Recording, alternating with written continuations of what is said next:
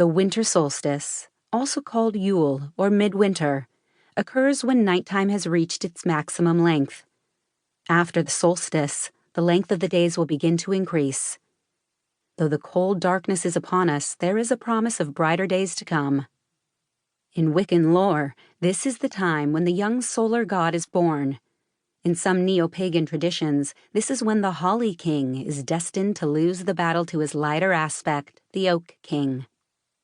Candles are lit, feasts are enjoyed, and evergreen foliage is brought in the house as a reminder that, despite the harshness of winter, light and life have endured. At Imbolc, the ground is just starting to thaw, signaling that it's time to start preparing the fields for the approaching sowing season. We begin to awaken from our months of introspection and start to sort out what we have learned over that time, while also taking the first steps to make plans for our future. Some Wiccans also bless candles at Imbolc, another symbolic way of coaxing along the now perceptibly stronger light. On the spring equinox, also known as Ostara, night and day are again equal in length, and following this, the days will grow longer than the nights. The spring equinox is a time of renewal, a time to plant seeds as the earth once again comes to life. We decorate eggs as a symbol of hope, life, and fertility, and we perform rituals to energize ourselves so that we can find the power and passion to live and grow. In agricultural societies, Beltane marked the start of the summer season. Livestock were let out to graze in abundant pastures, and trees burst into beautiful and fragrant blossom. Rituals were performed to protect crops, livestock, and people. Fires were lit, and offerings were made in the hopes of gaining divine protection. In Wiccan mythos, the young god impregnates the young goddess. We all have something we want to harvest by the end of the year, plans we are determined to realize, and Beltane is a great time to enthusiastically get that process in full swing. The summer solstice is the longest day of the year. It's also called Litha or Midsummer. Solar energies are at their apex, and the power of nature is at its height. In Wiccan lore, it's the time when the solar god's power is at its greatest.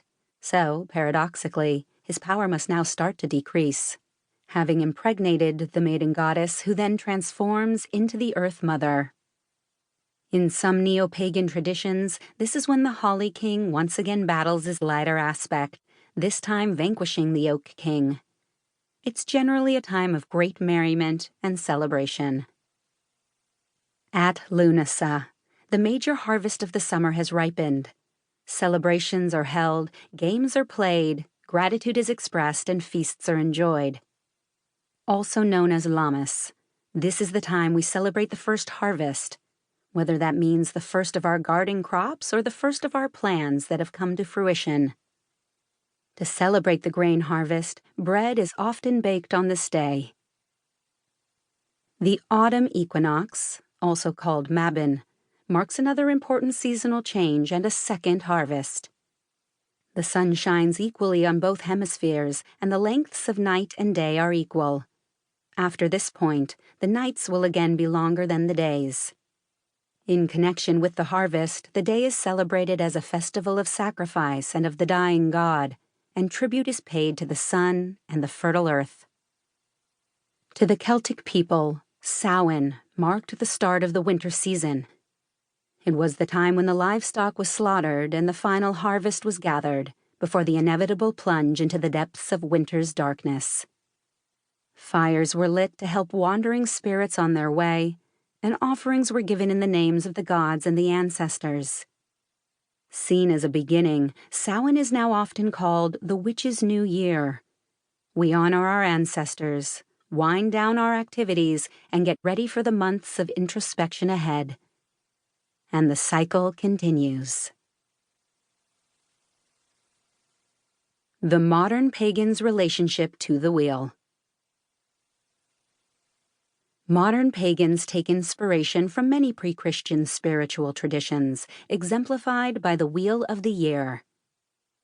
The cycle of 8 festivals we recognize throughout modern pagandom today was never celebrated in full.